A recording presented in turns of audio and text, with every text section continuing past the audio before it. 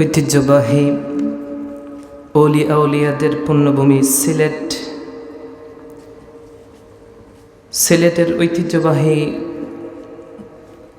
গোলাপগঞ্জ উপজেলার দরা পশ্চিমপাড়া মহল্লাবাসী ও দরা লতিফি হাফিজিয়া মাদ্রাসার যৌথ উদ্যোগে দরা লতিফি হাফিজিয়া মাদ্রাসার বার্ষিক ওয়াজ এবং আল্লামা ফজলুল সাহেব কিবলা রহমতুল্লাহ আলাই, আল্লামা রইসউদ্দিন সতপুরি রহমতুল্লাহ আলাই, আল্লামা আব্দুল কাইয়ুম সিদ্দিকী রহমতুল্লাহ আলাই ও এলাকার সকল মুর্দেগানের ইসালে সওয়াব উপলক্ষে ২৪তম বার্ষিক ইসলামী সুন্নি সম্মেলন ২০২৫ ঈসাই সনের সম্মানিত সভাপতি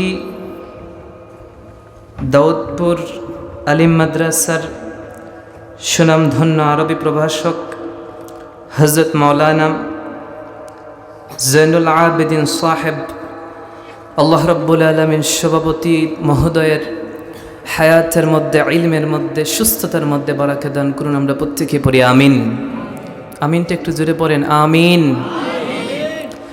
উপস্থিত হযরত উলামায়ে কেরাম, মুআজ্জাজ ও মুহতারাম, সম্মানিত মুরব্বিয়ানে কেরাম, আমার কলিজার টুকরা যুবক ভাইয়েরা, ছোট্ট সোনামণি বন্ধুরা, স্কুল, কলেজ, মাদ্রাসা, ইউনিভার্সিটি পড়নেওয়ালা আমার প্রাণপ্রিয় শিক্ষার্থী বন্ধুরা, মাইকের আওয়াজ যতদূর যাচ্ছে অনলাইন অফলাইনের মধ্যে যারাই আমাদেরকে শুনছেন, প্রত্যেককে আলোচনার প্রারম্ভে আমার অন্তরের অন্তঃস্থল থেকে অনেক অনেক মোবারক। আরেকটিবার ইসলামী সম্ভাষণ, সশ্রদ্ধ সালাম, আসসালামু আলাইকুম ওয়া রাহমাতুল্লাহি ওয়া বারাকাতুহু।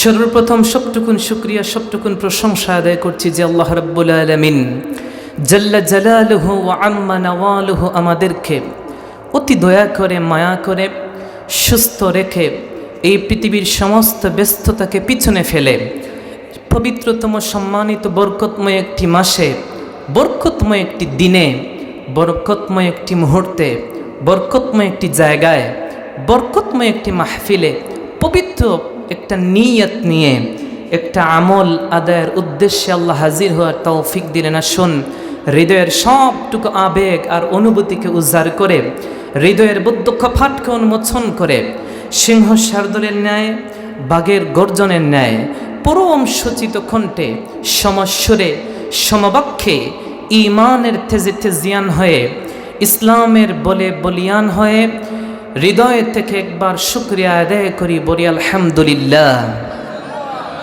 আরো একটু হিম্মত দিয়ে পড়ি আলহামদুলিল্লাহ।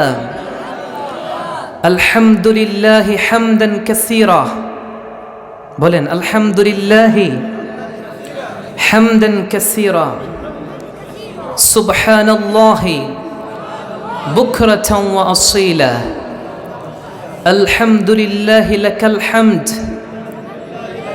ওয়া লাকাশ শুকর।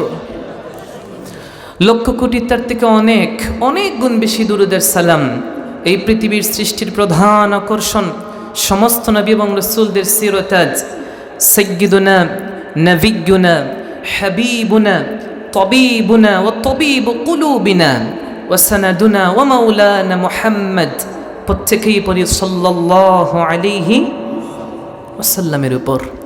সম্মানিত হাজিরিন, আমি আপনাদের সামনে পবিত্র কোরআনুল কারীমের সুপরিচিত একটি সূরা, সূরাতুল ইনশিরাহের ৪ নম্বর আয়াতে কারিমা তিলাওয়াত করেছি। যেহেতু আমরা ওয়াজ মাহফিলের মধ্যে এসেছি, আমাদের মূল্যবান সময় আমরা এই জায়গায় দিচ্ছি। গতকাল এই মুহূর্তে এই জায়গায় আপনারা ছিলেন, আমার সাথে একটু পার্টিসিপেট করবেন, কথা বলবেন, ঠিক আছে? তাহলে আমি বুঝতে পারবো আমি কি বলছি আপনারা উপলব্ধি করতে পারছেন কিনা। একটু আমাকে বলবেন, রিপিট করবেন, পারবেন না ইনশাল্লাহ? গতকালকে এই মুহূর্তে আপনারা এই জায়গায় ছিলেন, আগামীকাল এই মুহূর্তে এই জায়গায় থাকবেন, আমি থাকব।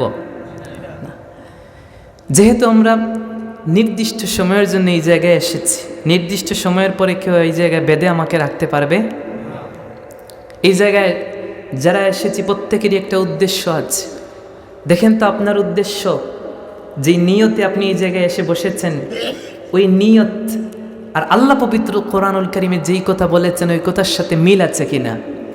আমি প্রত্যেক আলোচনার প্রারম্ভে এই কথাটুকুই বলি, কারণ এত কষ্ট করে এসে যদি বসে যদি আপনি কিছু নিয়ে যেতে না পারেন তাহলে এই সময়টুকু আপনার বৃথা যাবে, ঠিক কিনা বলেন? আপনি কেন এসেছেন? আমার দিল বলছে আপনি এই জায়গায় এসেছেন এই জন্যে যেই জন্যটা পবিত্র কোরআন বলছে বাশশির ইবাদি আল্লাযীনা ইসতামিউনাল কওল ফায়াত্তাবিউনা আহসান। একদম কান কারা করে শোনেন, আল্লাহ বলছেন বাশশির ইবাদ, আমার ওই সমস্ত বান্দাদের জন্য শুভ সংবাদ। তারা কারা? আল্লাযীনা ইসতামিউনাল কওল, যারা নাকি জুমার দিনে আজানের সাথে সাথে মসজিদে দৌড়ায়, ইমাম সাহেব যেই আলোচনা করেন ওয়াজ করেন তা মনোযোগে শুনে, এলাকায় যখন ওয়াজ মাহফিল হয় ওয়াজ মাহফিলগুলোতে আগে আগে যায়, চুপচাপ বসে হুজুর কি বলেন ইসতামিউনাল কওল, আল্লাহ বলছেন মনোযোগ সহকারে শুনে, শুধু শুনে না মনোযোগ সহকারে শ্রবণ করে, শ্রবণ করার পরে কি করে? আল্লাহ বলছেন ফায়াত্তাবিউনা আহসান, হুজুর যা ওয়াজ করেছেন সবগুলো আমল করে না, হুজুরের ওয়াজের মধ্য থেকে যেগুলা উত্তম ওই কথাগুলো সে পালন করে। কোন সুবহানাল্লাহ। এবার বলেন আপনারা কি এজন্যই এসেছেন যে এই জায়গায় যাব, হুজুররা ওয়াজ করবেন, হুজুরদের ওয়াজ মনোযোগ দিয়ে শুনবো, এর মধ্য থেকে যেটা উত্তম সেটা আমল করব, এই নিয়ত তো না? মনে হয় এই জায়গায় টাকা পয়সা দিবে আপনাকে কেউ? কেউ তো টাকাও দিবে না, সিনেও পাবেন কিনা এটাও সম্ভাবনা আছে না নাই জানি না। তো আমাদের কোনো লাভ নাই, একটাই লাভ যেটা আল্লাহ পবিত্র কোরআনে বলছেন, বান্দা যাবে কষ্ট করে, যারা দূর থেকে এসেছে নিজের টাকায় গাড়ি ভাড়া দিয়ে এসেছে, ঠিক কিনা? কোনো স্বার্থ নাই, তবে আল্লাহ বলছেন স্বার্থ একটা, তাহলে ওয়াজে যায় চুপচাপ বসে মনোযোগ সহকারে ওয়াজ শুনে, তবে হুজুর যা বলে সব আমল করে না। সব আমল করা যাবে? সব আমল করা যাবে না, সব আমল করেও না, যেগুলা উত্তম আল্লাহ বলছেন ইয়াত্তাবিউনা আহসান, যেটা আহসান অতি উত্তম আমার বান্দার সেটা আমল করে ফেলে। কোন সুবহানাল্লাহ। এই পৃথিবীর মধ্যে আপনার সন্তান স্কুলে পড়ে, মাদ্রাসায় পড়ে, কলেজে পড়ে কিনা? কথা বলেন। সন্তান যে আপনি পাঠান স্কুলে মাদ্রাসায়, তাদের হাতে বই আছে না? বইয়ের মধ্যে কি সাদা পেজ থাকে না লেখা থাকে?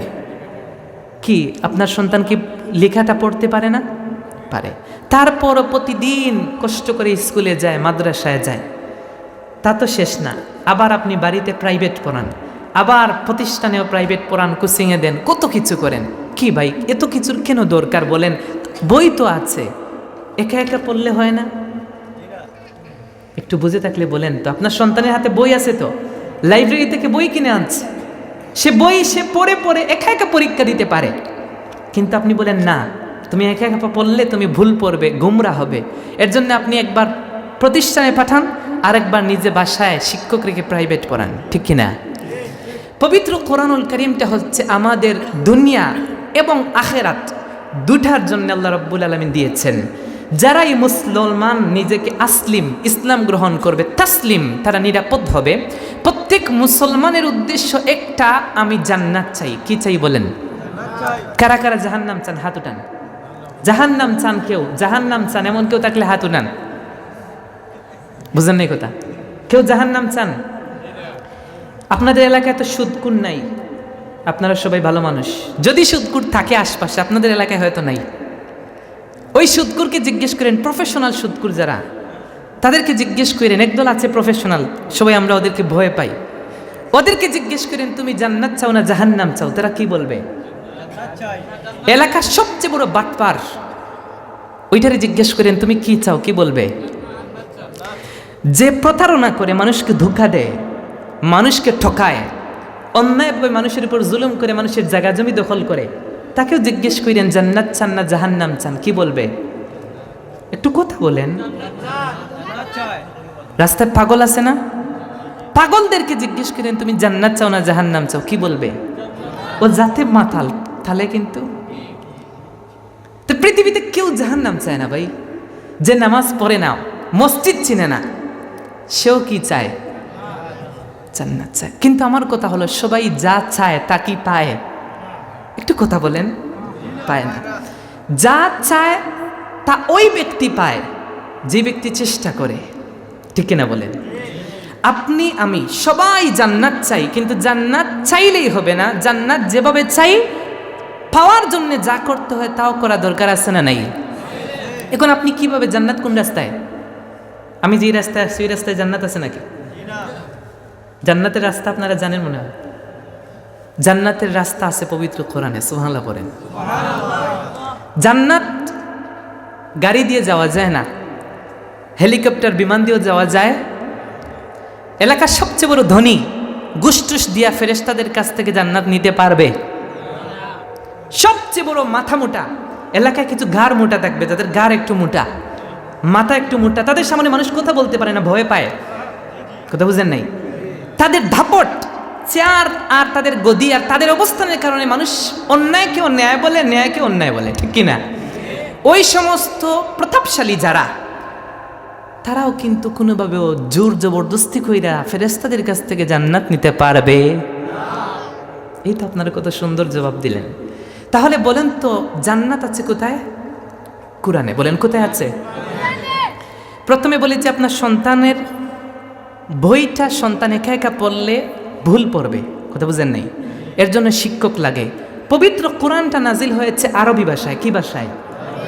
আপনার সন্তানের বাংলা বইটাও কিন্তু প্রাইভেট পড়ান, কেন? সে তো বাঙালি, বাংলাদেশে জন্মগ্রহণ করে, বাংলা পড়তে পারে, তারপরও বাংলা কেন পড়ান? কারণ শিক্ষক ছাড়া সে বাংলা বুঝবে না, বাংলা ব্যাকরণ কিন্তু অনেক কঠিন, ঠিক কিনা? কোরআনটা নাজিল হয়েছে আরবি ভাষায়, কিছু শিখে যান, কাজে লাগবে। কোরআনটা নাজিল হয়েছে কি ভাষায়? আরবি ভাষায়। এই জায়গায় আমরা অনেকে আছি 30 বছর, 40 বছর, 50, 60 বছর দইরা নামাজ পড়ি, আলহামদুলিল্লাহর মধ্যে আল্লাহকে গালি দেই না দোয়া করি, তাকে বুঝি?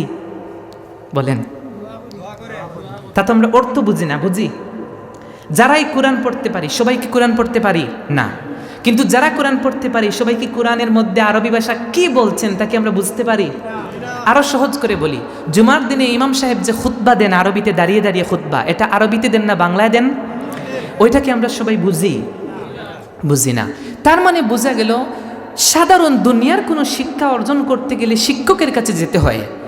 আল্লাহর কোরআনটা আরবি ভাষায় নাজিল হয়েছে, আমরা বাঙালি, আরবি বুঝি না। আমাদেরও উচিত কোরআনটা বোঝার জন্য, শিখার জন্য শিক্ষকের কাছে যাওয়া, ঠিক কিনা বলেন? কেউ যদি অতি ইন্টেলেকচুয়াল, মাথা মোটা, এসে বলে যে না আমি কোরআন পড়তে পারি, আমি কোনো শিক্ষকের কাছে যাইতাম না, একা একা কোরআন পড়বো, আমরা বলবো তুমি গুমরা হবে ভাই। কারণ পবিত্র কোরআনটা এমন একটা জিনিস, এটা একা একা পড়া যায়, শিক্ষক লাগে না কিনা বলেন? এই জায়গায় আমরা এসেছি এই জন্যই যে কোরআনটা তো পড়তে পারি, কিন্তু কোরআনে কি আছে? বলে জান্নাতের রাস্তা আছে। বলে কোন রাস্তা? আমরা তো খুঁজে বের করতে পারি না। হুজুরদের কাছে যাব, হুজুররা মাদ্রাসায় 17-18 বছর লেখাপড়া করেছে, হুজুরের থাপ্পড় খাইছে, বুঝেন নাই? লাত মুরগর খাইয়া লেখাপড়া শিখছে। হুজুররা আমাদেরকে বাংলা ভাষায় সুন্দর করে শালনির্যাস আমাদেরকে তুলে ধরবে। আমি এই জায়গায় আলোচনা করতে বিশাল নোট করে আনছি যে একটা আলোচনা, এক ঘন্টা আলোচনা আমি আপনাকে শোনাবো। আমার 1 ঘন্টার আলোচনা আপনি 1 ঘন্টায় শুনে ফেলবেন, কিন্তু এই কথাগুলো আমি একত্রিত করতে গিয়ে আমার কত দিন সময় গিয়েছে তা আপনি হিসাব করতে পারবেন না। কারণ সবগুলো তো এক বইয়ের মধ্যে আমি পাই নাই, পাইছি। তাহলে আমি আপনাকে 1 ঘন্টায় দিতেছি, ওইটা আমি হয়তো 3-4 রাত আমি অগুমা করে এটা অর্জন করতে হয়েছে। এর জন্য খুব মনোযোগ সহকারে শুনেন। জান্নাতে যাওয়া অতি সোজা। জান্নাতে যাওয়া কি? ইসলাম হচ্ছে একদম সোজা একটা ধর্ম, যে ইসলামের মধ্যে কোনো পেশ নাই, কোনো মুনাফিকি নাই, কোনো মুনাফিকের স্থানও ইসলামের মধ্যে। ইসলাম একদম উদার, ফ্লেক্সিবল একটা ধর্ম। ইসলাম বলছে আসলিম, ইসলাম গ্রহণ করো, তাসলিম, তুমি নিরাপদ হয়ে যাবে। ইসলামের সুশীতল ছায়াতলে যদি কেউ আশ্রয় গ্রহণ করে, কোনো মানুষ যদি ইসলাম গ্রহণ করে ফেলে, তার উপর আর আপনি আক্রমণ করতে পারবেন? এই যে মসজিদ, এটা মুসলমানদের ইবাদতের মারকাজ। কোরআন বলছে মান, যেই ব্যক্তি এই জায়গায় দাখালাহু প্রবেশ করবে, আমিনা, সে নিরাপদ হয়ে যাবে। আপনার যদি শত্রুতা থাকে কারো সাথে, যদি আপনার সাথে ঝগড়া করে দৌড়ে এসে মসজিদে প্রবেশ করে, ও নিরাপদ, ওর গায়ে আপনি আর হাত তুলতে পারবেন? আপনার কোনো দুশ্মন যদি আপনার বিরুদ্ধে যায়, ওকে তাড়িয়ে যদি আপনি কাবার চত্বরে যান, ও যদি কাবার ভিতরে ঢুকে পড়ে, আপনি তার উপরে আর আক্রমণ করতে পারবেন? না, কারণ এটা হচ্ছে নিষিদ্ধ এরিয়া। মুসলমান ইসলাম গ্রহণ করার সাথে সাথে নিরাপদ, তার উপর আর আপনি অস্ত্র উত্তোলন করতে পারবেন না। এর জন্য হাদিসে রাসূল বলেছেন, মান হামালা আলাইনা সিলাহ, যে নাকি আমাদের উপরে অস্ত্র উত্তোলন করবে, ফালাইসা মিন্না, সে আমাদের দলভুক্ত না। বলেন নাউজুবিল্লাহ। মুসলমান হচ্ছে সবচেয়ে ভদ্র, সবচেয়ে নম্র, সবচেয়ে আদর্শবান একটা জাতি। কোন সুবহানাল্লাহ। এবার আসেন, আমি পবিত্র কোরআনুল কারীমের সূরাতুল ইনশিরাহের 4 নম্বর আয়াতে কারিমা তিলাওয়াত করেছি। সেই আয়াতে আল্লাহ বলছেন, ওয়া রাফা'না লাকা যিকরাক, হাবিব মুহাম্মদ, প্রত্যেকেই বলি সাল্লাল্লাহু। আল্লাহ তার প্যারা হাবিবকে বলছেন যে, হাবিব, আমি আপনার জিকির তথা আপনার আলোচনা, আপনার ইজ্জত, আপনার সম্মানটা আমি আল্লাহ নিজে বৃদ্ধি করেছি। সুবহানাল্লাহ। বুঝে থাকলে বলেন, রাসূল করিম সাল্লাল্লাহু আলাইহি ওয়াসাল্লামের ইজ্জত সম্মান বৃদ্ধি করেছেন কে? আল্লাহ নাম নিলে কি কবিরা গুনাহ হবে? তাহলে একটু জোরে বলেন, আরো একটু জোরে। যেই জায়গায় আল্লাহ তার প্যারা হাবিবের শান বাড়িয়েছেন, এই জায়গায় কি আপনার আমার হাত চলে? কথা বুঝেন নেই? যেই জায়গায় আল্লাহর হাত আছে, ওই জায়গায় আপনার আমার হাতে কোনো কাজ আসবে? এবার আসেন, এই পৃথিবীর মধ্যে আল্লাহ রাব্বুল আলামিন আপনাকে আমাকে পাঠিয়েছেন। আপনি এবং আমি যে এলাকার মধ্যে বসবাস করি, ওই এলাকার মধ্যে সবচেয়ে সম্মানিত কোন ব্যক্তি, ওই এলাকার মধ্যে সবচেয়ে ভদ্র, সবচেয়ে নম্র, সবচেয়ে বেশি আদর্শবান কোন ব্যক্তিটা, তার এলাকার লোক বলে। ঠিক কিনা বলেন? আমি যদি এই এলাকার মধ্যে আসি, এই এলাকার মধ্যে আসার সাথে সাথে মানুষ আমার সম্পর্কে জানতে পারে না। এই এলাকার মধ্যে যদি আমি কিছুদিন বসবাস করি, আপনাদের সাথে উঠা বসা করি, তাহলে আমার চাল চলন, আচার ব্যবহার আপনি জানবেন। তারপর আপনি আমার সম্পর্কে একটা সার্টিফিকেট দিতে পারবেন। আপনার এলাকার একটা যুবক ছেলে সম্পর্কে আমি কিছু বলতে পারবো না, কারণ তার সম্পর্কে আমার জানা নাই। এই পৃথিবীর মধ্যে আপনারা ইউনিয়নের মধ্যে যান, ইউনিয়নের মধ্যে চেয়ারম্যান আছেন, মেম্বার আছেন। যখন আপনার কোনো সন্তান বাহিরে কোনো দেশে যেতে চায়, ভালো কোনো সেক্টরে চাকরি পেতে চায়, তখন অফিস থেকে নিয়ম আছে, এলাকার চেয়ারম্যান মেম্বারের কাছ থেকে, ইউনিয়নের কাছ থেকে একটা ইউনিয়ন সার্টিফিকেট লাগে। লাগে কিনা? ওই ইউনিয়ন সার্টিফিকেটের মধ্যে লিখে দেয়, লোকটা অমুকের ছেলে, অমুক অমুক ওয়ার্ডের, ও কোনো রাজনৈতিক দলের সাথে সম্পৃক্ত নয়, খুবই ভদ্র, অরাজনৈতিক একটা ছেলে। ঠিক কিনা বলেন? আপনার চরিত্রের সার্টিফিকেট দিয়েছে এলাকার ইউনিয়ন, কিন্তু এই পৃথিবীর মধ্যে আল্লাহ রাব্বুল আলামিন আপনাকে আমাকে এমন একজন নবী দিয়েছেন, রাসূল দিয়েছেন, যে রাসূলের চরিত্রের সার্টিফিকেট এই পৃথিবীর কোনো ইউনিয়ন, কোনো উপজেলা, কোনো জেলা, কোনো রাষ্ট্র দেয় নাই, এই পৃথিবীর কোনো মানুষ দেন নাই, বরং আল্লাহ রাব্বুল আলামিন নিজে তার প্যারা হাবিবের চরিত্রের সার্টিফিকেট দিয়েছেন। সুবহানাল্লাহ। আল্লাহ রাব্বুল আলামিন পবিত্র কোরআনুল কারীমের মধ্যে বলেছেন, ওয়া ইন্নাকা লাআলা খুলুকিন আযীম। আল্লাহ রাব্বুল আলামিন বলছেন, ওয়া ইন্নাকা, ও আমার হাবিব সাল্লাল্লাহু আলাইহি ওয়াসাল্লাম, আমি আপনাকে দান করেছি লাআলা খুলুকিন আযীম। আল্লাহ লাম তাকিদ দিয়ে বলেছেন, আমি অবশ্যই আমি আপনাকে দান করেছি আযীমুন, মহান চরিত্র। আল্লাহ কাবির বলেন নাই, বড় চরিত্র দিয়েছে এটা বলেন নাই, আল্লাহ বলছেন আযীম।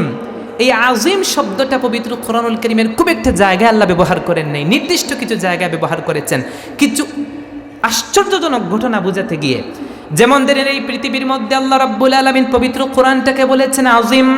ওয়ালাকাদ আতাইনাকা সাবআম মিনাল মাসানি ওয়াল কুরআনাল আযীম। পবিত্র কোরআনটাকে আল্লাহ বলেছেন আযীম। এই পৃথিবীটা যখন ধ্বংস হয়ে যাবে, গোটা পৃথিবী যেদিন কিয়ামত সংগঠিত হবে, ওই দিনটাকে আল্লাহ বলেছেন আযীম। এই জায়গায় আল্লাহ তার প্যারা হাবিবের চরিত্র, আখলাক, আচার আচরণ, তার ব্যবহার সম্পর্কে বর্ণনা দিতে গিয়ে বলেছেন, আমি আপনাকে এমন চরিত্র দান করেছি যেই চরিত্রটা হচ্ছে আযীম, মহান চরিত্র। সুবহানাল্লাহ।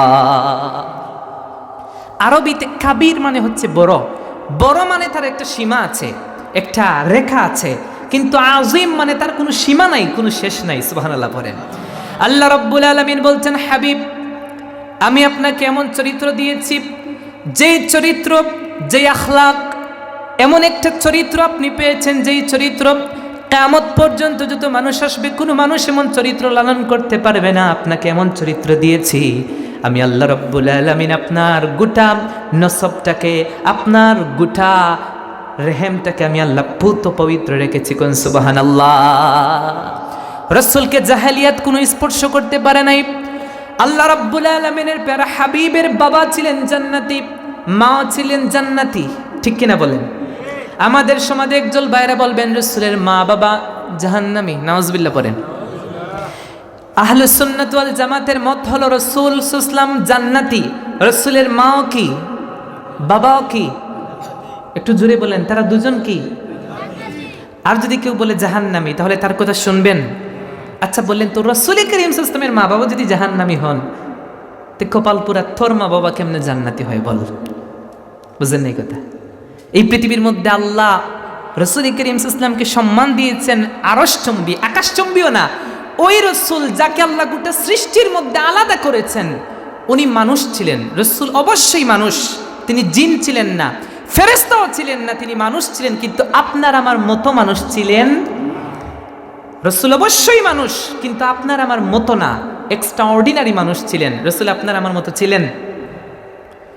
আল্লাহ রাব্বুল আলামিন তার প্যারা হাবিবকে পুত পবিত্র রেখেছেন। রাসূল বলেছেন জাহেলিয়াতের কোনো পঙ্কিলতা, কোনো অন্ধকার আমাকে স্পর্শ করতে পারে নাই।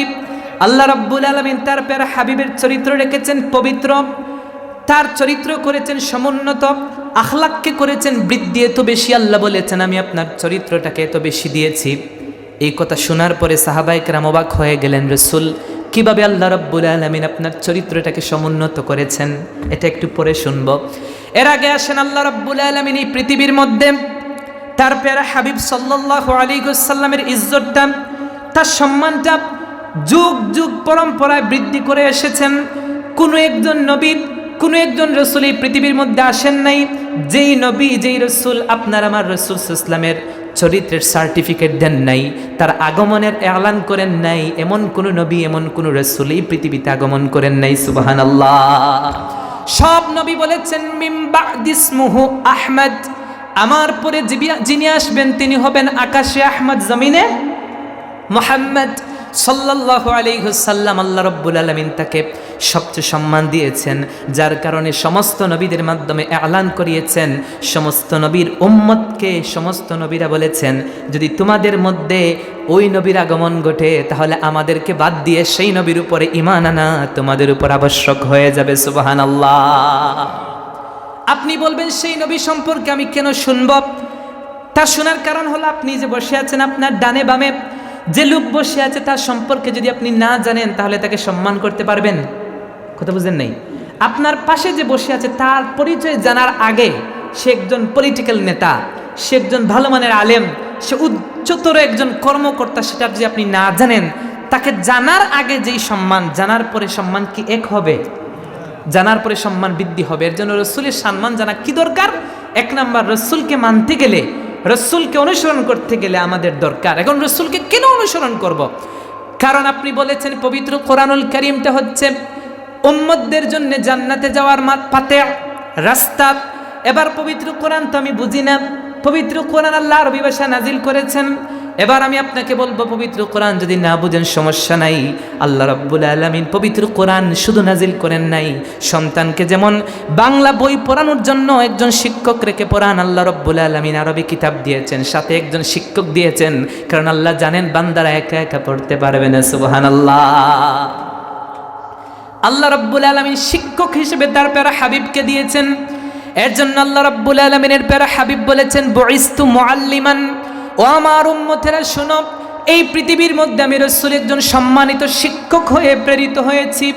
অন্যত্র রাসূল বলেছেন বুইস্তু লিউতাম্মিমা মাকারিমাল আখলাক, উত্তম চরিত্রের পূর্ণতা দানকারী রূপে আমি রাসূল এই পৃথিবীর মধ্যে আগমন করেছি। বলেন তো রাসূল এই পৃথিবীর মধ্যে আগমন করেছেন কাদের শিক্ষক হয়ে? আমাদের। বলেন কাদের শিক্ষক হয়ে? আমাদের শিক্ষক হয়ে। এর জন্য রাসূল 63 বছর গোটা জীবন রাসূল কষ্ট করেছেন আপনার আমার জন্য। রাসূল নিজের জন্য কষ্ট করেন? কথা বলেন, রাসূল নিজের জন্য কষ্ট করেছেন? আল্লাহ রাব্বুল আলামিনের প্যারা হাবিবের উপর কত জুলুম হয়েছে, কত নির্যাতন হয়েছে। রাসূল করিম সাল্লাল্লাহু আলাইহি ওয়াসাল্লাম 40 বছর ছিলেন। 40টি বছর আল্লাহ রাব্বুল আলামিন তার প্যারা হাবিবকে রেখেছেন, নবুয়ত প্রকাশ করেন নাই। প্রশ্ন হয়ে যেতে পারে, রাসূল করিম সাল্লাল্লাহু আলাইহি ওয়াসাল্লাম 40 বছর নীরব ছিলেন, তার মানে কি রাসূল তখন নবী ছিলেন না? রাসূল কি 40 এসে নবী হয়েছেন? আমাদের একদল ভাইরা বলবেন রাসূল 40 এসে নবী হয়েছেন। না ভাই, রাসূল 40 এসে নবী হন নাই। 40 এসে রাসূলের নবুয়তটা প্রকাশ পেয়েছে। এটা হচ্ছে খুব গুরুত্বপূর্ণ একটা বিষয়। এই জায়গা থেকে শুনে যান। এই যে লাইট জ্বলতেছে, মসজিদে যে ফ্যান চলে, লাইট জ্বলে, চুইস আছে না? চুইসের একটা বোর্ড আছে না? এই চুইসটা যদি আপনি অফ করে দেন, লাইট কি জ্বলে? একটু কথা বলেন। ফ্যান কি চলে? কেন চলে না? লাইটের ফ্যানের চুইসটা অফ। ফ্যানের চুইস অফ মানে কি বোর্ডে কারেন্ট নাই? একটু কথা বলেন। চুইস আমি অফ করেছি, আমার কথা বুঝলে জবাব দিন। একটু বুঝেন, আমার সাথে মনোযোগ দিয়ে কথা শোনেন, কিছু শিখে যান। চুইস অফ করার কারণে ফ্যান বন্ধ হয়েছে, লাইট অফ হয়েছে, তার মানে কি বোর্ডের মধ্যে কারেন্ট নাই? বোর্ডে কারেন্ট আছে, কিন্তু ইন্টেলেকচুয়াল মাথা মুটে যদি বলেন না, যেহেতু চুইস অফ, বোর্ডে কারেন্ট নাই, বলে যদি বোর্ডে হাত দেয়, খবর আছে না নাই? আমি আপনাকে কিভাবে বুঝাবো বলেন? আর কিভাবে উদাহরণ দিলে আপনি মানবেন যে রাসূল 40 এসে নবী হন নাই? 40 এসে আল্লাহ ওই চুইসটা অন করেছেন। এতদিন অফ ছিল, এতদিন কি ছিল? তার মানে বোর্ডে কি ছিল?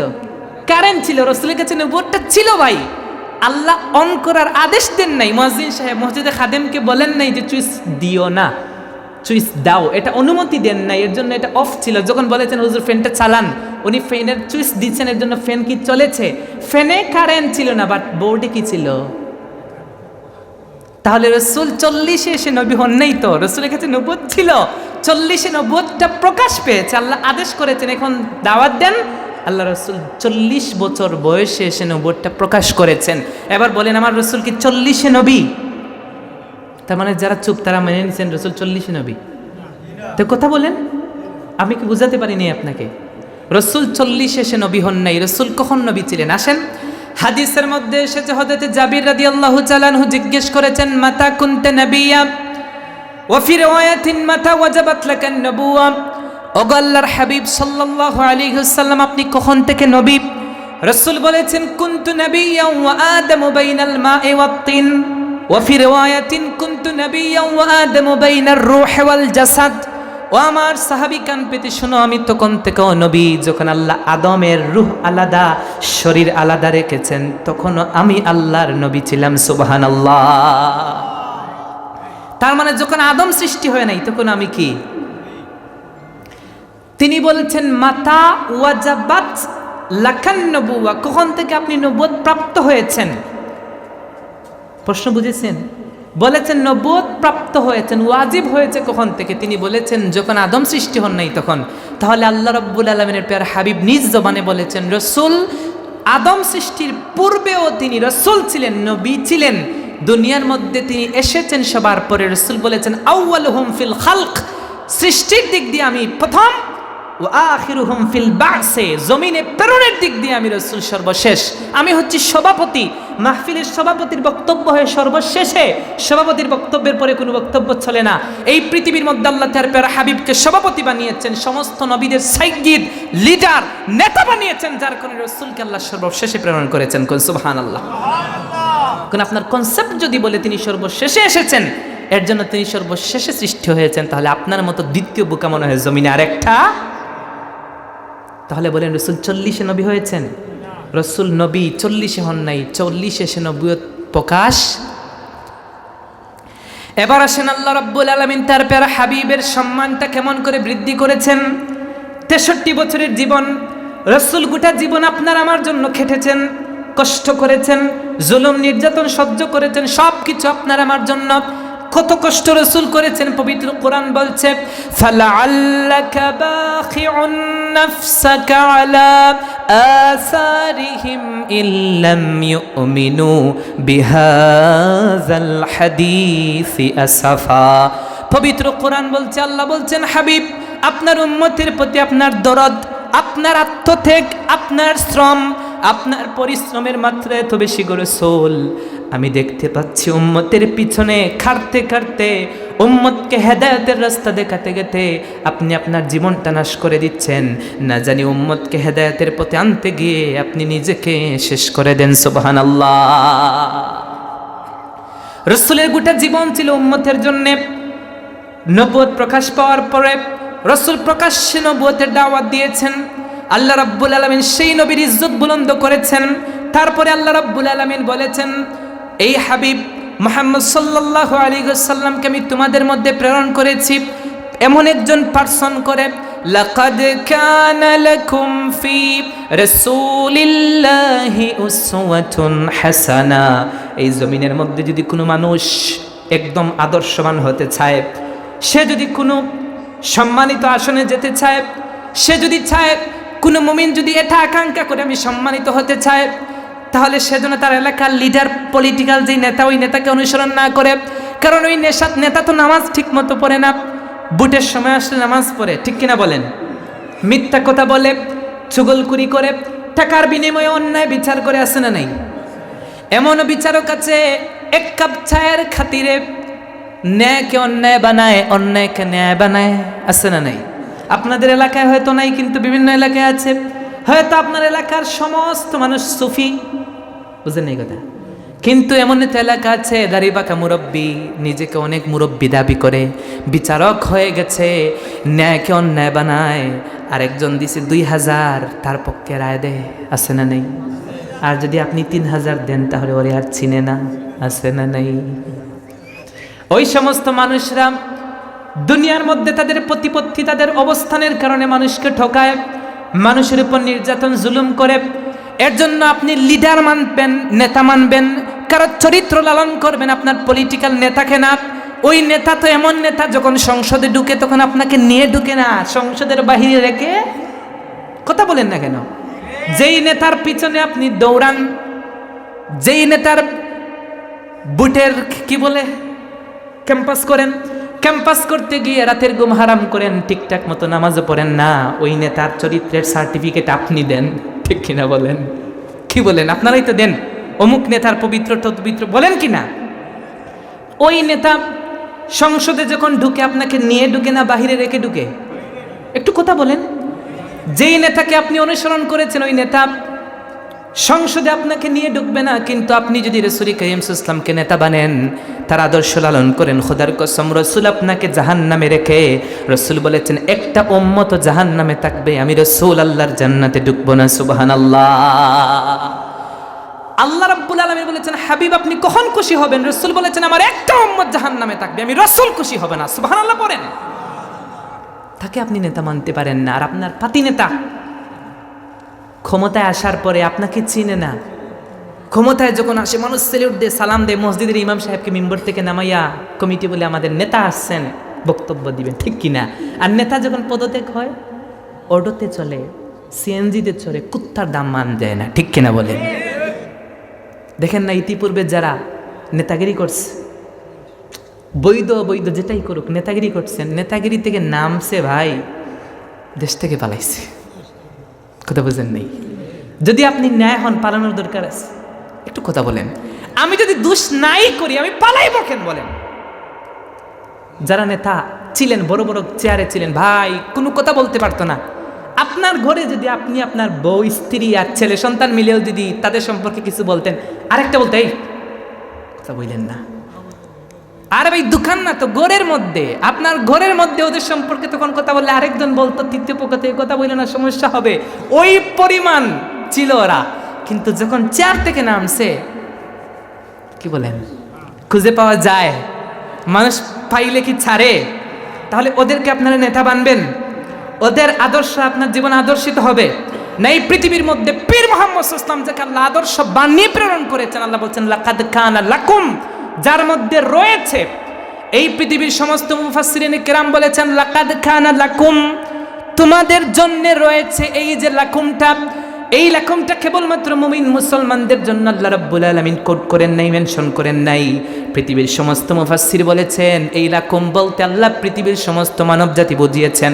ইহুদি খ্রিস্টান বলেন, হিন্দু বলেন, একজন অমুসলিমও যদি চায় রসুলকে আইডল মানবে, নেতা মানবে, রসুলকে অনুসরণ করবে, ওই রসুলকে অনুসরণ করলে আল্লাহর বিশাল জান্নাতের মধ্যে ঢুকতে পারবে। সুবহানাল্লাহ। এই পৃথিবীর মধ্যে রসুল করিম সাল্লাল্লাহু আলাইহি ওয়াসাল্লাম কেমন ছিলেন একটা উদাহরণ দেই। এক মহিলা, গুজরাটের একজন মহিলা, অমুসলিম ভিন্ন ধর্মী মহিলা, এমন একটা রোগ হয়েছে, চিকিৎসক বলেছে 3 মাসের বেশি তুমি আর বাঁচবা না। কোনো বর্ণায় এসেছে 3 দিন। এটা আমি বানোয়াট কোনো কথা বলছি না। কেন আমি মুসলিম হলাম, এরকম একটা ইংরেজি বই আছে, সেই বইয়ের মধ্যে এটা লেখা আছে যে কেন আমি মুসলমান হয়েছি। মহিলাটা বলল, ডক্টর আমাকে চিকিৎসা করেছে, চিকিৎসা করার পরে বলেছে তোমার রেজাল্ট হচ্ছে 3 দিনের বেশি তোমার বাঁচার সুযোগ নাই, এই পৃথিবীতে কোনো ট্রিটমেন্ট তোমার কাজে আসবে না।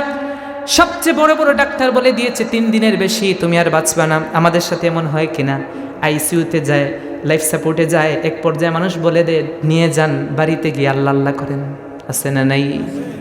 আরে ভাই, আপনার আমার জীবন তো এমন সময় চলে আসে যেই সময় সন্তানটাও বলে বাবাকে যদি আল্লাহ মায়া করতেন কতই না ভালো হতো। যেই সন্তানের জন্য আপনি ফজর থেকে এশা পর্যন্ত রবকে ভুলে গেছেন, দুনিয়ার চাকচিক্য, দুনিয়ার অর্থ সম্পদ উপার্জনের জন্য মাথার গাম পায়ে ফেলেছেন, ন্যায়কে অন্যায় করেছেন, অন্যায়কে ন্যায় বানিয়েছেন, মানুষের উপর জুলুম নির্যাতন করেছেন, যেই অর্থ উপার্জনের জন্য আপনি হালাল হারাম বাছাই করেন নাই, কিভাবে 5 টাকা বেশি রুজি করা যায়, কিভাবে 5 টাকা বেশি উপার্জন করা যায় সেই চেষ্টা করেছেন। এই পৃথিবীর এমন কোনো বাবা আমি আজ পর্যন্ত পাই নাই এই ছোট্ট বয়সে যেই বাবা, যেই পুরুষ দাঁড়িয়ে বলবে আমি নিজের জন্য উপার্জন করেছি। সমস্ত যুবকের বাবা বলবে আমার সন্তান, স্ত্রী, মায়ের জন্য আমি উপার্জন করেছি। ঠিক কিনা বলে? সব যুবক নিজের পরিশ্রমটা নিজের জন্য করে না, পরিশ্রমটা করে নিজের সন্তানের জন্য, স্ত্রীর জন্য, তার পরিবারের জন্য। হালালকে হালাল মানে না, হারামকে হারাম মানে না, বৈধটাকে অবৈধ বানায়, অবৈধকে বৈধ বানায়। 5 টাকা কিভাবে বেশি রুজি করা যায় সেই চিন্তায় আরেকজনের জমি দখল করতেও সে কিন্তু দ্বিধাবোধ করে না। মিথ্যা কথা বলাটা পাপ সেটা মনে করে না।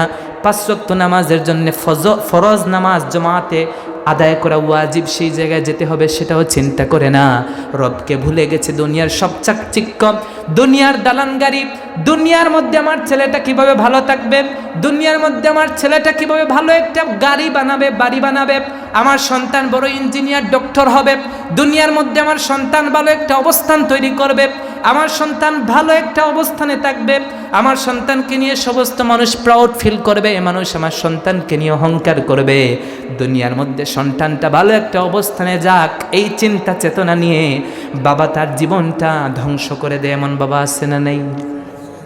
কিন্তু ওই বাবা এক পর্যায়ে সে কাজ করতে পারে না, শরীর দুর্বল হয়ে যায়, শরীরের হাড্ডিগুলো নরম হয়ে যায়, চামড়াগুলো খুশ হয়ে যায়। ওই সন্তানটা বাবার দিকে যখন তাকায়, সন্তানটা দেখে বাবা আর আগের মতো রুজি করতে পারে না, সন্তানটা চেয়ে চেয়ে দেখে বাবা আগের মতো আর কাজ করতে পারে না। আছে না নেই? তখন বাবাকে ওই সন্তান আর পরিবারের মানুষ বোঝা মনে করে। ঠিক কিনা বলেন? এমন আছে না নেই? দেখেন বাস্তবতা মিলেন না? একটু মুরব্বীরা একটু বলেন। যতই আদরের সন্তান হোক, যত আদরের স্ত্রী হোক, আমি নিজের চোখে দেখেছি এক পর্যায়ে এসে পরিবারের লোক বলবে মুরব্বী বুড়াটা করে বসে বসে খায়, কোনো কাজই করতেছে না। ঠিক কিনা বলেন? অথচ ইতিপূর্বে 30-40টা বছর ওদের জন্য এত বেশি করেছেন। আপনি রবকে ভুলে গেছেন, আল্লাহকে ডাকার সময় পান নাই। আপনার জন্য না, ভালো কাপড় আপনি পরিধান করেন নাই, ভালো কাপড় তাদেরকে দিয়েছেন, ভালো খাবার আপনি খান নাই, তাদেরকে খাইয়েছেন। সমস্ত ভালো কাজগুলো যাদের জন্য করেছেন, এক পর্যায়ে তারাও আপনাকে বোঝা মনে করবে, কারণ আপনি আগের মতো আর রুজি করতে পারেন না। ঠিক কিনা বলেন? ওই সন্তানের জন্য আপনি করবেন অবশ্যই। সন্তান কিভাবে ব্যাংক ব্যালেন্স থাকবে, সন্তানের বাড়ি গাড়ি হবে, এটা আপনি দেখবেন, অবশ্যই দরকার। কিন্তু মনে রাখবেন এই পৃথিবীর মধ্যে আপনি এক সময়ে এসে উপনীত হবেন যেই সময়ে সন্তান দোয়া করে, হুজুরকে বলে হুজুর একটু দোয়া করেন আমার বাবাকে যেন আল্লাহ মায়া করেন। মায়া করেন মানে কি? মায়া করেন মানে কি ভাই? তাহলে যেই সন্তানের জন্য এত কিছু করলেন, ইনডাইরেক্টলি বলতেছে, সরাসরি বলতে পারে না যে ও মইরা যাবে, এটা বলতে পারে না, কিন্তু ইনডাইরেক্টলি বলতেছে আল্লাহ যেন আপনি বিছানার মধ্যে পড়েন, যান বিছানার মধ্যে যান। আদরের স্ত্রী, যে স্ত্রী আপনাকে ছাড়া ঘুমায় না, আপনি স্ত্রী ছাড়া ঘুমান না, যে স্ত্রীকে আপনি কলিজার মধ্যে জায়গা দিয়েছেন, ওই স্ত্রীটা একসময় বলবে বুড়াটা এমন জ্বালানো জ্বালাইল, ঠিক কিনা বলেন? বিছানায় পড়ে দেখেন 1 মাস টানবে, এরপরে আর কেউ থাকাবে না। কার জন্য বলেন? কার জন্য এতগুলো কার জন্য করলেন? এই পৃথিবীর মধ্যে এমনও মানুষ আছে, আমার নিজের চোখে দেখা, হালাল হারাম দেখে নাই, বৈধ অবৈধ বুঝে নাই, আরেকজনের জমি দখল করেছে, অন্যায়ভাবে আরেকজনের জিনিস আত্মসাৎ করেছে, জুলুম নির্যাতন করে টাকা নিয়েছে, বিশাল বিল্ডিং বানিয়েছে। কোন জায়গায় ঘর বানালে দক্ষিণের বাতাস ঢুকবে, কিভাবে ঘর বানালে সুন্দর ঘর হবে, এলাকার মানুষ বাহবা দিবে, হালাল হারাম বাছাই করে নাই, বিশাল ঘর বাড়ি বানিয়েছে। খোদার কসম, ওই লোকটাও কিন্তু ঘর উদ্বোধনের দিনে ঘরে পা রাখতে পারে নাই, এর আগেই মসজিদের খাটিয়া হাজির হয়ে গেছে। ওই বিশাল ঘরের মধ্যে পা রাখতে পারে নাই, একটা রাত ঘুমাতেও পারে নাই। আজ যদি আপনি হঠাৎ বুকে ব্যথার ধরে, বুকে ব্যথার কারণে যদি আপনাকে সবাই তাড়াহুড়া করে হসপিটালে নিয়ে যায়, হসপিটালে যদি আপনি মারা যান, খোদার কসম রাত্রিবেলা কনকনে শীতের দিনে আপনার সন্তান, আপনার আদরের স্ত্রী যখন লাশটা নিয়ে বাড়িতে আসবে, ঘরেও ঢুকায় না, বাহিরে রাখে, ঠিক কিনা বলে? ঘরের মধ্যেও ঢুকাবে না। যেই স্ত্রী আপনাকে ছাড়া ঘুমাইতো না, ওই স্ত্রী বলবে না যে আরেকটা রাত আমার স্বামীকে আমার পাশে দেন, একটা রাত স্বামীর সাথে ঘুমাই, বলবে না। কিন্তু ওই স্ত্রীর জন্য তো আপনি রবকে ভুলে গেলেন, ওই সন্তানের জন্য তো রবকে ভুলে গেলেন। ওই সন্তানের ব্যাংক ব্যালেন্স হবে, সন্তান উচ্চতর কর্ম করতে হবে, কত কিছু হবে না হবে, কিন্তু নিজের পাতে নিজের সামানা জোগাড়টাও আপনি করতে পারেন নাই। এর জন্য ওয়াজ মাহফিলগুলোতে আসবেন কেন? এতটুকু মনে রাখবেন, অবশ্যই সন্তানের জন্য করবেন, এটা আপনার দায়িত্ব। সন্তানকে প্রতিষ্ঠিত করা আপনার দায়িত্ব, স্ত্রীর ভরণ পোষণ দেওয়া আপনার দায়িত্ব, কিন্তু তাদের দায়িত্ব পালন করতে গিয়া রবকে ভোলা যাবে। কারণ কবরের মধ্যে সন্তান যায় না, সন্তানটা কবরের মধ্যে যায়। আমি এমনও এলাকা দেখেছি, এমনও মানুষ দেখেছি, খোদার কসম করে বলি, এলাকার মধ্যে যখন লোকটা মারা যায়, নিজের আদরের সন্তানটা গোসল দেয় না, পালিয়ে বেড়ায়, মসজিদের ইমাম মুয়াজ্জিন ডাকে, আছে না নাই? কি বললেন ভাই? যার জন্য এত কিছু করলেন, যেই সন্তানটা শীতের দিনে আপনাকে ঘুমাতে দেয় নাই, মাকে কত কষ্ট দিয়েছে। এই পৃথিবীর মধ্যে একজন মা কত দামি, একজন মা কত দামি, এটা আমি উপলব্ধি করি। কারণ আমরা বিভিন্ন জায়গায় আলোচনা করি, মাহফিল করতে দেশের বিভিন্ন জায়গায় যাই। আপনাদের এই জায়গায় আসার জন্য আমি ফজরের পরে সকাল 6:30 বের হয়েছি। কথা বুঝতে পেরেছি?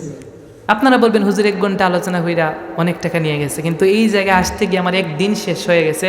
আবার যাব, এই যে বাংলাদেশের অবস্থা কত কিছু, নিজের জানের কোনো নিরাপত্তা নাই, এত দূর থেকে আইসে এত দূর আবার যাব ঢাকাতে।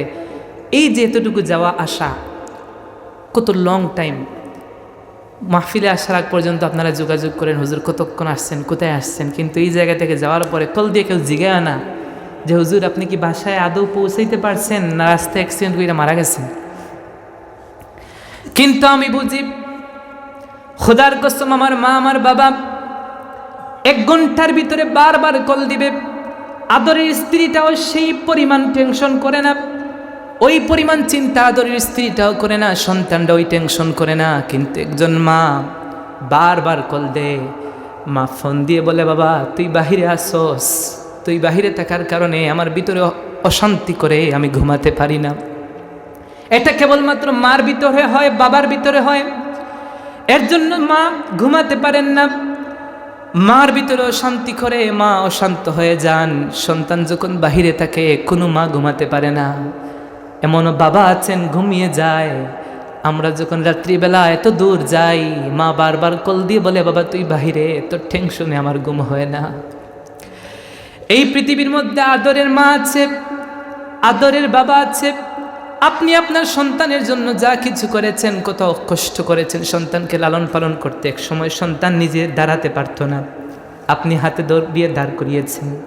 সন্তানটা প্রস্রাব পায়খানা করতে জায়গার মধ্যে আপনি তা পরিষ্কার করেছেন, কিন্তু সেই সন্তানটা এক মুহূর্তে এসে আপনার এই অবস্থার কারণে আল্লাহর কাছে বলে, আল্লাহ আমার মাকে নিয়ে নেন। ওই সন্তানটা কবর পর্যন্ত যায়। কবর পর্যন্ত যাওয়ার পরে ওই সন্তানটা কবরে আর থাকে না, দ্রুত মাটি দিয়ে 1 মিনিটের জন্য কবরের পাশে দাঁড়ায় না। দুনিয়ার মানুষ কত স্বার্থপর আপনি অবাক হয়ে যাবেন। এই মুহূর্তগুলোতে আসলে আমি নিজে দেখেছি, আমি সব জায়গায় বলি দুনিয়া দুনিয়া বলে আমরা পাগল পারা হয়ে যাই। এই দুনিয়া আমাদেরকে কত বেশি দিয়েছে। দুনিয়ার অর্থ সম্পদ, দুনিয়ার মোহ, দুনিয়ার ভালো লাগা, দুনিয়ার ভালো থাকা, দুনিয়ার চাকচিক্যের কারণে রবকে ভুলে গেলাম। এলাকার মধ্যে একটা লোক মারা গেছে, জানাজার নামাজের মধ্যে মানুষ যায় 10:30টায় জানাজা, 10টা 30 মিনিট যদি হয়ে যায়, 31 মিনিট হলে পিছন থেকে আরেকজন বলে 1 মিনিট ওভার হয়ে গেছে, জানাজার নামাজ শুরু করে না কেন? তার সামনে লাশ, একটাবার ভাবে না এই জায়গায় তো আমিও হতে পারতাম। জানাজার নামাজের দাঁড়িয়েও মানুষ সময়ের হিসাব করে, আমার দুনিয়ার কাজে লেট হচ্ছে, দেরি হয়ে যাচ্ছে।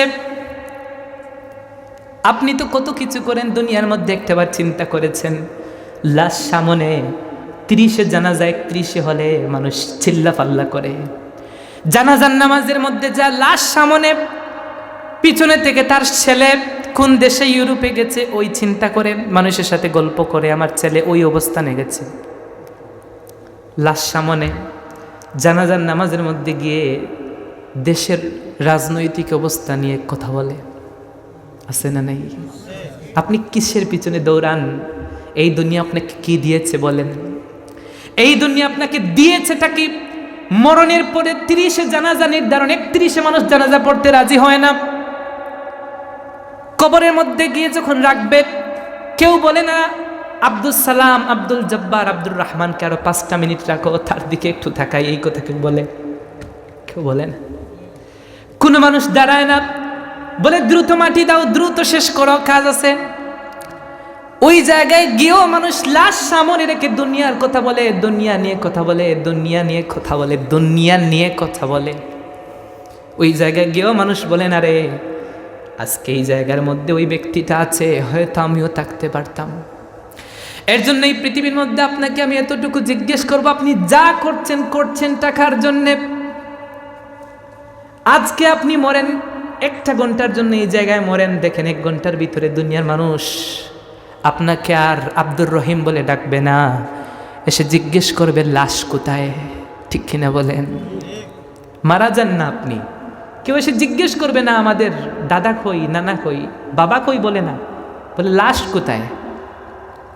আর কেমনে বুঝাইলে বুঝবেন যে এই দুনিয়াটা কিচ্ছু না ভাই, এই দুনিয়া কিছু না, এই দুনিয়া কিচ্ছু না, এই দুনিয়া মায়াজাল, এই দুনিয়াটা হচ্ছে মাতাউল হায়াতুদ দুনিয়া, বুক বিলাসের জন্য। ভাই আল্লাহ বলছেন এই দুনিয়াটা হচ্ছে খেল তামাশা। ছোট্ট সন্তানরা খেলনা দেন না আপনারা, পুতুল টুতুল নিয়ে খেলা করে, ওইগুলা যখন একটু বড় হয় খেলনা ফেলে দেয়। দুনিয়াটা এমন, এই দুনিয়াটা একদম একদম ভিতা, এই দুনিয়াটা একদম একদম বেঈমান এই দুনিয়া, স্বার্থপর এই দুনিয়া। এই দুনিয়া কারো জন্য আপন হতে পারে না। যারা দুনিয়াকে গ্রহণ করেছে তারা আখিরাত ধ্বংস করেছে, নাউজুবিল্লাহ। বলছিলাম এই পৃথিবীর মধ্যে একজন বাবা, একদম মা নিজের জীবনের সব চাহিদা শেষ করে দেয়। খোদার কসম, আমি যখন আমার মা বাবার চেহারার দিকে তাকাই নিজেকে আর ঠিক রাখতে পারি না। কারণ মা বাবা শরীরের যত্ন ছেড়ে দেয় সন্তানের জন্যে, ঠিক কিনা বলেন? কিন্তু সেই সন্তান এক পর্যায়ে এসে মা বাবাকে আর সাপোর্ট করতে পারে না। কারণ বাবা তো আগের মতো কাজ করে আমাকে খাওয়াইতে পারে না, মা তো আগের মতো কাজ করতে পারে না। কিন্তু খোদার কসম, আপনাকে আমি এতটুকু বলে যাই, এই পৃথিবীর মধ্যে আর আপনার সাথে দেখা নাও হতে পারে। মনে রাখবেন, এই জমিনের মধ্যে অনেক মানুষ এসেছেন যারা এই জমিনের মধ্যে আসার পরে বিভিন্ন জায়গার মধ্যে অবস্থান তৈরি করেছেন। কবরের মধ্যে গিয়ে দেখেন চিহ্নটুকুও নাই, মানুষ চিনেও না যেই জায়গায় কত বড় বড় নেতারা ঘুমিয়ে আছে, নামই জানে না ভাই, মানুষ নামই জানে না। এই জেনারেশনকে জিজ্ঞেস করেন কত নেতা, মাথা মোটা মোটা নেতা ঘুমিয়ে আছে, নামই জানে না। আপনি আছেন, এই ঘরটা আপনি বানিয়েছেন, দেখেন আপনি মারা যাওয়ার পরে আপনার সন্তান এই ঘরের মালিক। আপনার সন্তান মারা যাওয়ার পরে আপনার সন্তানের ঘরে যে আপনার নাতিটা আসবে, সে নাতিটা মালিক, নাতির ঘরে যে আসবে ও কিন্তু আপনাকে আর চিনবে না। যেই ঘরে আপনি থাকেন ওই বাড়ির মালিক তো আপনি না। এমনও মালিক আছে যেই মালিক আপনার ছেলে না আমি জানে না, আছে না নাই। তো কার জন্য করছেন বলেন, কেন করছেন? অবশ্যই দুনিয়া দরকার, কিন্তু দুনিয়াটা হচ্ছে আমাদের জন্য কেমন জানেন?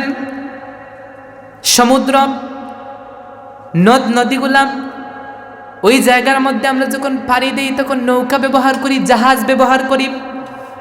নৌকা জাহাজ ব্যবহার কেমনে করেন? একটা নৌকা মানুষকে এই পার থেকে ওই পারে নিয়ে যায়। বলেন তো নৌকাটা পানির উপরে থাকে না পানির নিচে থাকে? কথা বলেন একটু। পানির উপরে থাকে। কিন্তু বলেন তো যদি নৌকার ভিতরে পানিটা ঢুকে যায় কি হবে? নৌকার ভিতরে পানি ঢুকলে নৌকাটা ডুবে যায়, মানুষটা ধ্বংস হয়ে যায়, ঠিক কিনা বলেন? আমরা হচ্ছি ওই লেভেলের মতোই, দুনিয়াটা হচ্ছে পানি, আমরা আছি নৌকার মধ্যে। যদি দুনিয়াটা নৌকার মধ্যে ঢুকিয়ে ফেলেন আপনি শেষ। আপনার দায়িত্ব হচ্ছে আপনি যেমন সমুদ্র পাড়ি দেন নৌকার মাধ্যমে, জাহাজের মাধ্যমে, জাহাজ নৌকার মধ্যে যেমন পানি ঢুকলে নৌকা ডুবে যায়, আপনি কত ইন্টেলেকচুয়াল বুদ্ধিমান, নৌকাটা ব্যবহার করে পানির উপর দিয়ে হালকাভাবে চলে যান, হালকাভাবে পানিটাকে ব্যবহার করে আপনি নৌকা দিয়ে পারি হয়ে যান, ঠিক কিনা বলেন? আপনি আমি যেমন এমনই হতে হবে যে দুনিয়াটাও এমন। যদি দুনিয়ার মধ্যে আমি ডুবি তাহলে দুনিয়া আমাকে ধ্বংস করে দিবে। আমি নৌকার মতো দুনিয়ার মধ্যে শুধু দুনিয়াটা এসেছি মাজরাতুল আখিরা, আখিরাতের সামানার জন্য আমি বাজার করতে এসেছি। ওই নৌকার মতো পানির উপর যেমন নৌকা চলে, দুনিয়াতে আমি ওই লেভেলে চলবো। দুনিয়াটাকে আমার মধ্যে আমি ঢুকিয়ে দেব না, বরং দুনিয়াটাকে ব্যবহার করে এই দুনিয়া থেকে আল্লাহকে পেয়ে আমি জান্নাতবাসী হব। সুবহানাল্লাহ। বলছিলাম গুজরাটের একজন মহিলা, একজন নারী, ডক্টর বলে দিয়েছে 3 দিনের বেশি আর তুমি বাঁচবে না, ডেট এক্সপায়ার হয়ে গেছে। যদি এমনটা কথা কেউ বলে তাহলে বলেন নিজেকে আর ঠিক রাখা যায়? যদি কেউ বলে 3 দিনের বেশি বাঁচবে না, মানুষের মতো অসহায় দুনিয়াতে মনে হয় আরেকটা হয় না ভাই। ওই মানুষটা, মহিলাটা কান্না করতে লাগলো। একজন মুসলমান বোনের সাথে দেখা, মুসলমান বোন জিজ্ঞেস করলো তুমি কাঁদছো কেন? সে বলল 3 জন ডক্টর ভালোভাবে চিকিৎসা করার পরে বলেছে 3 দিনের বেশি আমার আর বাঁচার সুযোগ নাই, কারণ এমন অসুস্থতা রোগ হয়েছে যেই রোগের নিরাময় করার জন্য কোনো ঔষধ নাই। ওই মহিলাটা বলল, ওগো আমার বোন শুনো কান পেতে, আমি হচ্ছি মুসলমান, আর আমাদেরকে আল্লাহ রাব্বুল আলামিন এমন একজন নবী দিয়েছেন যেই নবীকে মানতে বলেছেন, যেই নবীর পুরো জীবনটা হচ্ছে অনুসরণীয়। রসুলের গোটা 63 বছরের জীবন অনুসরণীয়। রসুলের পুরো 40 বছর বাদ দিয়ে 23 বছর অনুসরণযোগ্য, এই কথা ভুল। রসুলের শুধু 23 বছর মানব, এইটা ভুল না। আমার রসুল আমার আইডল। রসুলের 63 বছর অবশ্যই অনুসরণীয়। রসুল 40 বছর ছিলেন, রসুল কোনো গুনাহ করেন নাই, অপকর্ম করেন নাই। রসুল ছিলেন আল আমিন, বিশ্বস্ত। পৃথিবীর মধ্যে রসুলের নবুয়ত যখন প্রকাশ পায় নাই, আরবের মধ্যে রসুলের নাম মোহাম্মদ মানুষ ভুলে গিয়েছিল, আল আমিন নামে প্রসিদ্ধি লাভ করেছিল। কোন সুবহানাল্লাহ। ওই আরবের বেদিন বেঈমানরা আজ পর্যন্ত রসুলের চরিত্র নিয়ে কোনো মানুষ কথা তুলতে পারে নাই। রসুলের নবুয়তের ইসলামের দাওয়াত দেওয়ার কারণে রসুলের বিরোধিতা করেছে ঠিক, রসুলের পিছনে লেগেছে ঠিক, কিন্তু রসুল যা আমানতদার ছিলেন, বিশ্বস্ত ছিলেন, একজন আবেদ সালেহ বান্দা ছিলেন। রসুলের চরিত্র নিয়ে কোনো আরবের বেদুইন কখনো আঙ্গুল উঠাতে পারে নাই। কোন সুবহানাল্লাহ। নারী বলল, শোনো আমার বোন, মুসলমানদের নবী বলেছেন মাউ জামজাম লিমা শুরিবা লাহু, জমজমের পানি এটা জান্নাত থেকে এসেছে। রসুল বলেছেন জমজমের পানি যে যে উদ্দেশ্যে পান করবে আল্লাহ তার উদ্দেশ্য পূরণ করে দিবেন। ওগো আমার বোন, তুমি জমজমের পানি খাও। রসুল বলেছেন জমজমের পানি পান করলে এই জমিনের মধ্যে যদি ডক্টর এক সময় এসে অপারগ হয়ে যায়, ডক্টর যদি হাত জোর করে বলে বাড়িতে গিয়ে আল্লাহ আল্লাহ করেন, তাহলে জমজমের পানি পান করাবেন। যদি নিয়ত শুদ্ধ হয়, যদি দিলটা সাফ হয়, দৃঢ় বিশ্বাস থাকে, রসুল বলেছেন জমজমের পানি পান করলে যত বড় রোগ হোক সেই রোগ নিমারয় করে দিবেন কে? মহিলাটা বলল, আপনি জমজমের পানি পান করেন, আল্লাহ রাব্বুল আলামিনের প্যারা হাবিব বলেছেন আপনাকে আল্লাহ সুস্থ করে দিবেন। নারীটা বলল, এটা তো মুহাম্মদ সাল্লাল্লাহু আলাইহি ওয়াসাল্লাম মুসলমানদের নবী বলেছেন, মুসলিম মহিলাটা বলল, বোন, রসুল বলেছেন মা ও জামজাম লিমা শরিবালাহ, রসুল বলেছেন যে পান করবে সে সুস্থ হবে। রসুল মুসলমান ও মুসলমান ইন্ডিকেট করেন নাই, পার্থক্য করেন নাই। ওই অসুস্থ মহিলাটা যে মুসলমান না, ও মুসলিম মহিলাটা 40 দিন একাধারে জমজমের পানি পান করেছে। 3 দিনের পরে মরে যাওয়ার কথা। 40 দিন পরে ওই 3 জন ডক্টরের কাছে গিয়েছে। ইহুদি ডক্টর তাকে দেখে অবাক, তুমি 3 দিনের ভিতরে মারা যাওয়ার কথা, এখনো তুমি বেঁচে আছো, কেমনে সম্ভব? সে বলল, এমন একজন ডক্টরের কাছে গিয়েছি যিনি হচ্ছেন তবিবুল উম্মাহ, তিনি হচ্ছেন উম্মতের ডক্টর। সুবহানাল্লাহ। আপনি অসুস্থ হলে, শারীরিক অসুস্থতার কারণে আপনি ডক্টরের কাছে যান, দুনিয়ার ডক্টর। উম্মতে মুহাম্মাদিন নবী হচ্ছেন অন্তরের ডক্টর। মদিনার মুনাওয়ারার মধ্যে কোনো ডক্টর ছিল না, কোনো সাহাবীর কখনো মাথা ব্যথা হতো না, পেট ব্যথা হতো না। আল্লাহু আকবার কোন, কারণ তারা রসুলকে আইডল মেনেছিল। পাতি নেতাকে আইডল বানে নাই, রাজনৈতিক কোনো পলিটিক্যাল নেতাকে আইডল নেতা বানে নাই, রসুলের আদর্শ গ্রহণ করেছিল। এর জন্য রসুল যে বিধান নিয়েছিলেন পবিত্র কোরআন তারা মেনেছিল। কোনো সাহাবী কখনো পেট ব্যথার কারণে কোনো ডক্টরের কাছে যেতে হয় নাই। সুবহানাল্লাহ।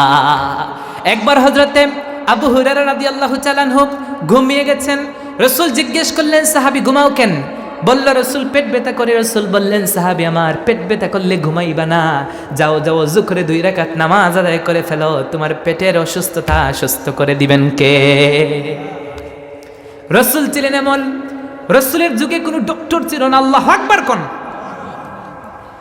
ওই রসুল জানিয়ে দিয়েছেন যে যে উদ্দেশ্যে জমজমের পানি পান করবে সুস্থ হয়ে যাবে। 3 জন ডক্টর বলল, তাহলে তুমি জমজমের পানি পান করেছো? বলল, হ্যাঁ। মদিনার নবী, মদিনার ডক্টর, উম্মতে মুহাম্মাদিন নবী বলেছেন জমজমের পানি পান করলে যত বড় রোগ হোক নিয়তটা সাফ হলে আল্লাহ সুস্থ করে দিবেন। 3 দিন পরে মরে যাওয়ার কথা। ওই নারীর মাথা থেকে পা পর্যন্ত তারা ভালোভাবে চিকিৎসা করে দেখলো ওই নারীটার শরীরের মধ্যে অসুস্থতার কোনো চিহ্ন নাই। কোন সুবহানাল্লাহ। আমি আপনাকে ওই নবীর আদর্শ মানার জন্য দাওয়াত দিচ্ছি, ওই নবীকে মানতে বলছি যেই নবী মুখ দিয়ে যেটা বলেছেন সেটা শরীয়ত হয়ে গেছে। রসুল যেটা হ্যাঁ বলেছেন সেটা হালাল, রসুল যেটা না বলেছেন সেটা হারাম হয়ে গেছে, রসুল যেটা নিষেধ করেছেন সেটা কিয়ামত পর্যন্ত নিষেধ। আল্লাহু আকবার। সেই রসুলকে মানতে বলেছি। আমি আপনাকে বলেছি ওই রসুলকে মানেন যেই রসুল জীবনে কখনো মিথ্যা কথা বলেন নাই, রসুল কখনো নিজ থেকে মন গড়া বানোয়াট কোনো কথা বলতেন না। আল্লাহ রাব্বুল আলামিন বলছেন, ওয়ামা ইয়ানতিকু আনিল হাওয়া ইন হুয়া ইল্লা ওয়াহয়ুন ইউহা। রসুল যত কথা বলতেন সব কথা ওহী আসতো একজনের পক্ষ থেকে। জুড়ে বলেন তো তিনি কে? ওই আল্লাহ রাব্বুল আলামিন তার পেয়ারা হাবিবকে দিয়েছেন। তার চরিত্র কেমন? রাসূল করিম সাল্লাল্লাহু আলাইহি ওয়াসাল্লামকে আপনি মানবেন আপনার জীবনের জন্ম থেকে নিয়ে মৃত্যু পর্যন্ত সর্বাবস্থায় আপনি রসুলকে মানবেন। বর্তমান যুগে আপনারা হয়েছেন মডার্ন, আপনারা হয়েছেন আধুনিক, আমাদেরকে অতি আধুনিকতা পেয়ে বসেছে। অধিক আধুনিকতা আমাদেরকে আজ ধ্বংস করে দিয়েছে। নাউজুবিল্লাহ। অতি আধুনিক হয়েছেন যার কারণে মাসআলা জিজ্ঞেস করতে ইমাম সাহেবের কাছে যায় না। আপনারা মসজিদের ইমাম সাহেবকে বানিয়েছেন জুমার দিনে, উনি আজানের পরে একটু উঠে একটু একা একা ওয়াজ করবে, 5 ওয়াক্ত নামাজ পড়াবে ইমাম সাহেবের জন্য। না ভাই, ইমাম সাহেব তো ওইটা না। ইমাম মানে হচ্ছে আমির। ইমাম মানে কি? নেতা। ইমাম তো আপনার এলাকার সব সমস্যার সমাধান দিবেন। ইমাম সাহেব আপনার এলাকার সব সমস্যা নিয়ে কথা বলবেন। আপনার পরিবারে স্ত্রীর সাথে ঝগড়া হলে আপনি নেতার কাছে যাবেন না, এলাকার মেম্বার চেয়ারম্যানের কাছে যাবেন না, যাবেন ইমাম সাহেবের কাছে। কারণ মাসআলা দিবেন ইমাম সাহেব, চেয়ারম্যান মেম্বার। কিন্তু আপনারা ইমাম সাহেবকে বানিয়েছেন শুধু নামাজ পড়ানোর জন্য, আর কোনো দায়িত্ব দেন নাই উনারে। সব দায়িত্ব আপনারা নিয়ে নিয়েছেন। এর জন্য ফাতোয়া আজকে আপনারা ইউটিউব থেকে নেন না, মাসআলা জিজ্ঞেস করার জন্য ইমাম সাহেবের কাছে আর কেউ যায় না। এক সময় ছিল মাসআলা জিজ্ঞেস করার জন্য মানুষ ইমাম সাহেবের কাছে যেত, এখন আর হুজুরগো লাগে না, এখন ইউটিউবের মধ্যে সার্চ দেয়। এর জন্য গুমরা হয়েছে, বুঝেন নাই? মসজিদের মধ্যে গিয়ে এই যে রমাদান আসছে, তারাবির নামাজ 20 রাকাত না পড়ে 8 রাকাত পরে বের হয়ে চলে আসে, বলতেছে শায়েখ বলছে। কে বলছে? এই জায়গায় যদি কারো সাহস থাকে দাঁড়ান তো, বলেন তো এই যে 8 রাকাত পড়তে হবে, আপনার যদি বুকে পাটা থাকে আমার সামনে আপনি দাঁড়াবেন, এই 8 রাকাত মোবাইলের মাধ্যমে জানছেন আমি বলবো আপনি মোবাইলের মাধ্যমে ইউটিউব ফেসবুকের মাধ্যমে জানছেন যে 8 রাকাত পড়তে হইব, মসজিদে গিয়ে বারবার হাত লড়াইতে হইব, রফে আদান হইতে হইব, এগুলো মোবাইলের মধ্যে থেকে জানছেন। মসজিদে গিয়ে জোরে আমিন বলতে হইব, মোবাইলের মাধ্যমে জানছেন। মসজিদে গিয়া এইভাবে হাত বাঁধতে হইব, এটা মোবাইলের মাধ্যমে জানছেন। আমি বলছি মোবাইলের মাধ্যমে জানছেন। এখন যদি বলেন না হুজুর, সরাসরি কোনো হুজুর বলছেন, দাঁড়ান, যারা মসজিদে এসে সব উল্টোপাল্টো কাজ করে ওরা সবাই মোবাইলের মাধ্যমে জানছে, হয় ইউটিউব থেকে না ফেসবুক থেকে শিখছে। তার মানে বোঝা গেল ইউটিউব ফেসবুক ওদের শিক্ষক হয়ে গেছে। আরে বুকা, যদি ইউটিউবের মাধ্যমে জ্ঞান অর্জন করা যাইতো, তোমার থেকে কি আল্লাহ কম বুঝেন নাকি? 24,000 বার জিব্রাইল আল্লাহর কাছে রসুলের কাছে এসেছেন। 24,000 কয়বার? 24 বার। 24,000 বার কোরআন নিয়ে এসেছেন, ওহী নিয়ে এসেছেন। কি দরকার ছিল? আল্লাহ চাইলে কি একসাথে রসুলের কলবের মধ্যে কোরআন দিতে পারতেন না? না, এটা এমন না। ইলিম আসে সরাসরি, সিনা সরাসরি নিতে হয়, এইভাবে নিতে হয়, এইভাবে। কথা বুঝছেন নাই? তো ইউটিউব থেকে আপনারা নিয়ে, যেই দিন থেকে ইউটিউব থেকে জ্ঞান নেওয়া শুরু হয়েছে, যুবকরা ইউটিউবের শায়েখ মানে মসজিদের ইমাম সাহেবকে আর মানে না। কি একটা অবস্থা ভাই! যেই দিন ইউটিউব ছিল না, ওই দিন আপনারা মুরব্বীরা বলেন মসজিদে কেউ আলাদ দলিনে পরে কেউ জুড়ে আমিন বলতো? আজ থেকে 10-15 বছর বেশি বলছে, 3-4 বছর আগেও তো ছিল না। যারা নামাজে আইসা দেখবেন বারবার ওই রকম হাত উঠে রফে আদান করে, তাদের হাতে ধরে জিজ্ঞেস করেন কয় বছর ধরে, বলবে 5-6 মাস ধরে, ঠিক কিনা? যারা জুড়ে আমিন বলে, যারা এইভাবে হাত বাঁধে, তাদেরকে জিজ্ঞেস করেন, তারা বলবে বেশি না, 1 বছর 1.5 বছর ধরে। তার মানে তোমার ইতিপূর্বে যে নামাজ পড়ছো সব বাতিল। যেহেতু 1 বছর 1.5 বছর ধরে নতুন শিখছো, তাহলে এর আগের আমল কই যাইব ভাই? কথা বুঝেন নাই? এর জন্য এই ফিতনা সৃষ্টি করবেন, এগুলা সৃষ্টি করবেন না। রাসূল করিম সাল্লাল্লাহু আলাইহি ওয়াসাল্লাম আইডল ছিলেন, আমাদের নেতা ছিলেন। আল্লাহ রাব্বুল আলামিন তাকে নেতা বানিয়ে এই পৃথিবীর মধ্যে প্রেরণ করেছেন। যেই নেতা এমন একজন ছিলেন যার চরিত্রে কখনো কোনো কৈলিন্যতা স্পর্শ করতে পারে নাই। কিয়ামত পর্যন্ত যারা আসবে প্রত্যেকেই ঈশ্বর রাসূলকে নেতা মানবে। যারা রাসূলকে নেতা মানবে এই পৃথিবীর মধ্যে ওই সমস্ত ব্যক্তিরাই সফলতা অর্জন করতে পারবে। কোন সুবহানাল্লাহ।